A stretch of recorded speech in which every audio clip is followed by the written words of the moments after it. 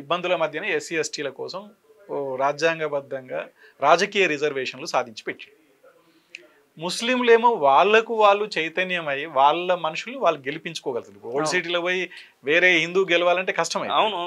వాళ్ళకున్న చైతన్యం రాజకీయ రిజర్వేషన్లు ఏం లేవు వాళ్ళకు. కానీ రాజకీయ రిజర్వేషన్ లేకున్నా వాళ్ళు ఒక్క దగ్గర కాన్సన్ట్రేట్ అయి ఉన్నారు కనుక వాళ్ళ రాజకీయ ప్రాతినిధ్యాన్ని చట్టసభలకు పంపగలుగుతున్నారు. ఇవాళ స్వాతంత్రం వచ్చినాక 78 సంవత్సరాలు గడిచిన బీసీలకు ఇప్పటికీ పార్లమెంటులో 15% లోపే రిప్రజెంటేషన్.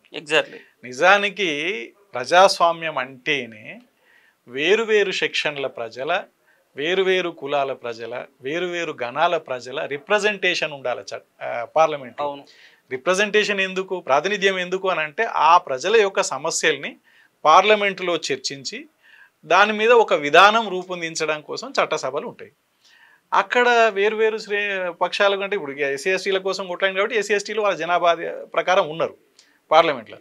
కానీ బీసీలు 60% ఉన్న బీసీలు దేశంలో వీళ్ళ రిప్రజెంటేషన్ ఎంత ఉంది? 15% ఉన్నది. ఈ 15% ఎస్సీలు ఒక 15%, 30% ప్లస్ ఒక 6% ఎస్టీలు, 36%. ముస్లింలతో 4% అనుకుందాం, వాళ్ళకు వాళ్ళు గెలిచినాయి అంటే 40% పోతే మిగతా 60% కూడా ఈ దేశంలో అగ్రకులాలకే వెళ్ళిపోతున్నాయి.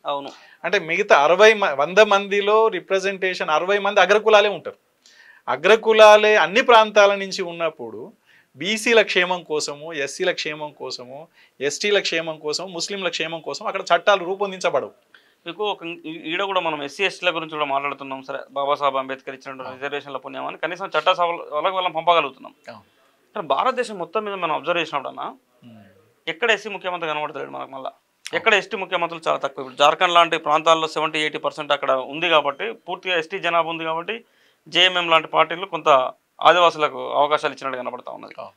సో ఛత్తీస్గఢ్ లాంటి ప్రాంతాల్లో కూడా మనకు అక్కడ కూడా ఎస్టీలు గతంలో రమణ్ సింగ్కి ఏదో ఒకసారి 1-2 అవకాశం వచ్చినట్టు, తర్వాత కూడా ఇప్పుడు అది కూడా లేకుండా పోయింది. మధు కూడా సరే చాలా తక్కువ. మనకి ఎస్టీల ముఖ్యమంత్రుల శాతం చాలా తక్కువ.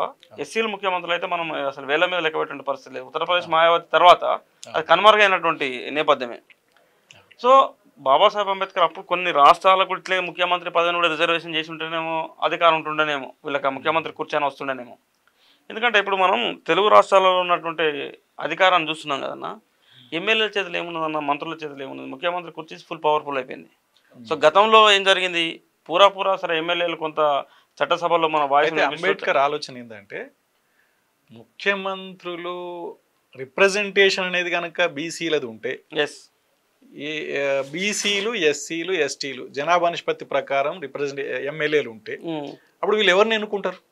వాళ్ళ వర్గాలను ఎన్నుకుంటారు. ఖచ్చితంగా ఎస్సీ ముఖ్యమంత్రి అవుతాడు, ఒక దగ్గర ఎస్టీ ముఖ్యమంత్రి అవుతాడు, ఒక దగ్గర బీసీ ముఖ్యమంత్రి అవుతాడు.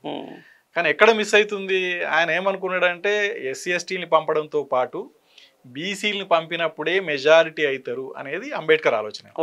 కానీ అప్పుడు కాంగ్రెస్ పార్టీ అధినాయకత్వం గ్రూపులని వాళ్ళంతా ఏం చేసి, నీ వాళ్ళ కోసం నువ్వు మాట్లాడుకోవా అని చెప్పేసి అన్నారు. తర్వాత బీసీ నాయకత్వాలు ఏం చేసినాయంటే ఆ బ్రాహ్మణీయ నాయకత్వాన్ని పూజించినవి, ఆరాధించినవి, నమ్మినవి, మాకు వస్తుందిలే అనుకున్నాయి. కానీ 78 సంవత్సరాలు అయినా బీసీలకు రాజకీయ ప్రాతినిధ్యం రాలేదు. దీనివల్ల కాంశీరామ్ ఏమంటాడంటే ఎస్సీ ఎస్టీలు నాయకులు చెంచాలు అయిపోయినారు అంట. చెంచాలు కావడానికి కారణం ఏంది అని అంటే బీసీలు చట్టసభల్లో ప్రాతినిధ్యం లేకపోవడమే.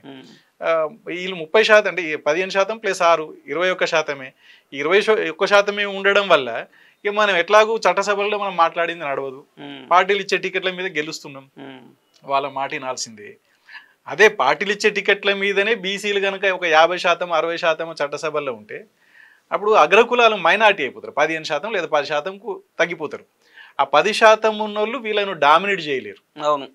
డామినేట్ చేయలేని పరిస్థితుల్లో ముఖ్యమంత్రులు ఎవరు ఉండాలనేది డిసైడ్ అవుతుంది.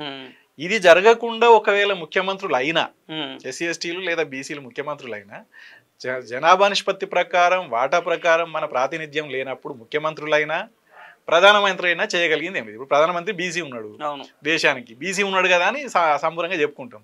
కానీ బీసీ ఉండి కూడా ఏం చేస్తున్నాడు, ఈ దేశాన్ని దోచి ఆ దానికి పెడుతున్నాడు అంతే. కాబట్టి మనకు ప్రాతినిధ్యం అనేది సరిగా లేని చోట ముఖ్యమంత్రులు అయినా నిజానికి పవర్ఫుల్ పోస్ట్ అది. కానీ మన చట్టసభల్లో మన వాటా ఎమ్మెల్యేలు, ఎంపీలు మనలు లేకుండా మనడు ఒక బీసీ పోయి ముఖ్యమంత్రి అయినా చేయగలిగింది పెద్దగా ఏమి ఉండదు. లైక్ చేయండి,